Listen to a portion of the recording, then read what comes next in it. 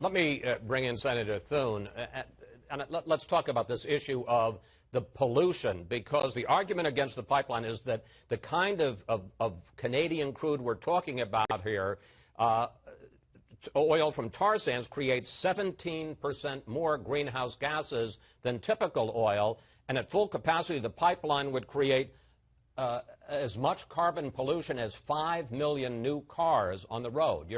What's your answer to that, sir?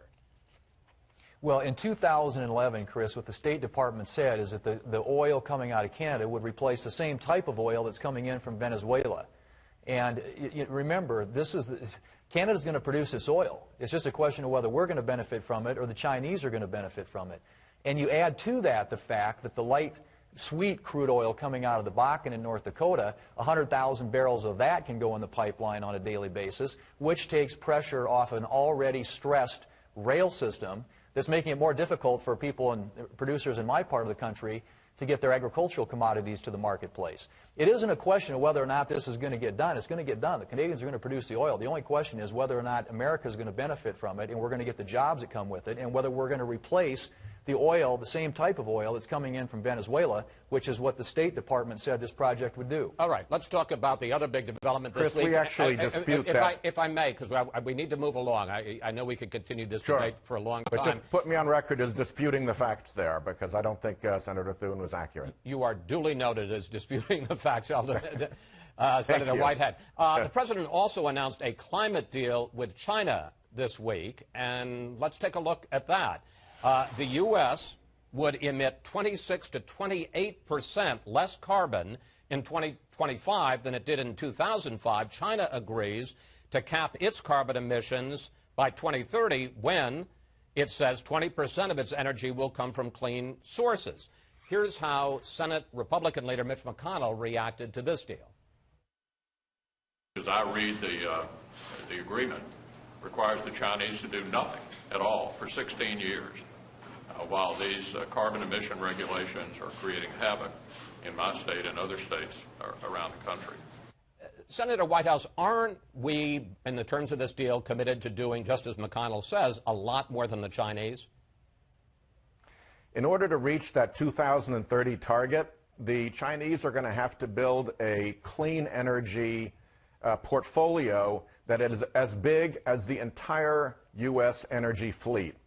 So between now and 2030, they're going to build an immense amount of clean energy. That's actually going to be good for American suppliers into those projects. A lot of this is American design. So nobody's going to build that much capacity on New Year's Eve of 2030. The minority leader, now soon to be majority leader, is just wrong about that.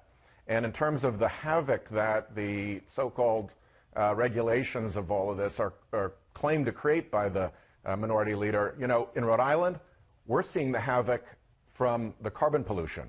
We're seeing the havoc along our coastlines, houses falling into the sea. Right. We're seeing the havoc with fishermen going out to sea and finding fish that their parents, grandparents never saw before. As one said to me, it's getting weird out there, Sheldon. Senator Thune, briefly, because I want to move on to immigration, but if you can, in about 30 seconds or so, when 97% of scientific papers say that human activity does add to climate change, without getting into all the details, don't we have to do something? Well, look, climate change is occurring. It's always occurring, Chris. There are a number of factors that contribute to that, including human activity. The question is, what are we going to do about it and at what cost? And what the President agreed to was a bad deal. It's all pain and no gain for the American people. It's one-sided. It's non-binding. There's a hope that someday down the road the Chinese might actually reduce at the same time the United States reduces its reductions or makes reductions twice at what we're planning right now.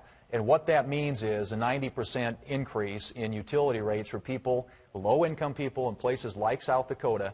And I guess what I would say to that is, if you trust the Chinese on something like this, I've got some oceanfront property here in Sioux Falls, South Dakota for you, because this is a one-sided and it is a non-binding deal that we've agreed to, and I don't expect that we're ever going to see China agree to it in the end. All right, finally, we've got a couple of minutes left.